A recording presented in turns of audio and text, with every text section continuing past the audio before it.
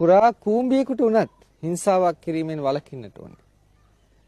ඒ හිංසාවක් කරන මොහොතක තමන් හිංසාව කරන්නේ දැන නම් ඒ මොහොතේ තමාගේ ඇතුළත වෙන ක්‍රියාදාමය මානසික ක්‍රියාවලිය වෙනස් වීම තමන් දන්නේ නැති වුණාට මනස ඒක දන්නවා කොහොමද වෙන්නේ කියලා.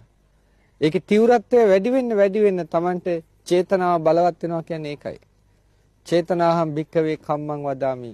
ඒ චේතනාව කර්මයක් බවට පත් වෙනවා. කර්මයක් බවට පත් වෙනවා කියන්නේ නැවත විපාක දෙන ස්වභාවයට ඒක එනවා. අනුන්ට අපි කියන්නේ කළ දේ ඵල දේ කියලා කියන්නේ. ඒකට රජකම් කළත් වරදින්නේ නැහැ. ඒ වෙලාව වෙනකොට ඒක හම්බ වෙනවා.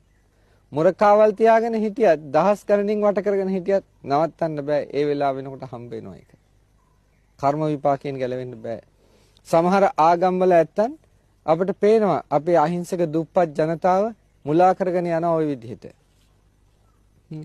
නමුත් ඒ ජනතාව එකෙන් වැටෙන්නේ හරි ප්‍රපාතයකට. අදගෙන වැටෙනවා.